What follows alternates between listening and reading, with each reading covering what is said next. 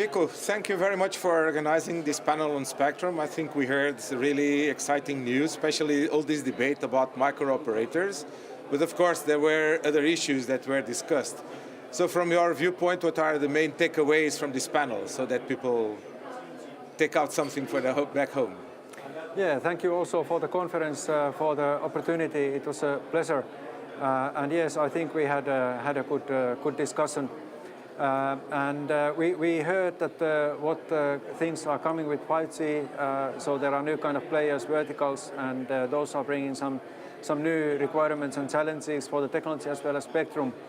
And for example, this local usage that led into this micro operator discussion and quite some kind of controversies and unknowns. So there is this opportunity, and then what is then the kind of our incumbent operators becoming active in that was discussed, or is it then are there new kind of players coming up, and what is then the share of activity for these different kind of actions? Then also we were looking at other needs from 5G and what kind of requirements come from this, like extreme mobile broadband. You need very high bandwidth, so you cannot get that unless you go to high frequencies. And then we heard a bit more about that, what kind of frequencies there are available, like these pioneer bands. At the beginning, it would be more this 24 to 27 gigahertz in Europe, 28 US, Korea. And then those are so near each other that there is a clear hope expressed by the panel that the same kind of technology could be used for both of those.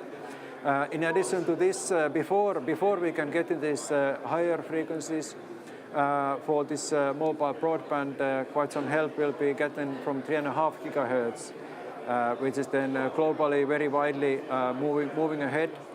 And there already some gigabits per second, whereas then at this very high, or 28 around that, you get tens of gigabits per second. And then in addition to this high capacity, you need, for example, for the machine type connectivity to reach all the sensors and get the readings, you need to have the good penetration outdoor to indoor, and so you need these low frequencies. And for those, we heard that in Europe the approach is to focus on the 700 megahertz for this. And we heard the views from a vendor point of view. We heard this local operator, micro operator story from the academic point of view. And then we heard also reactions from the regulators, Swedish Post and Telecommunications, as well as then from the operator represented by Telenor and Telta. So I think it was rather good discussions, and many different aspects concerning spectrum were touched that are relevant for 5G. I agree with you. Thank you very much. Thank you. Yeah, thank you.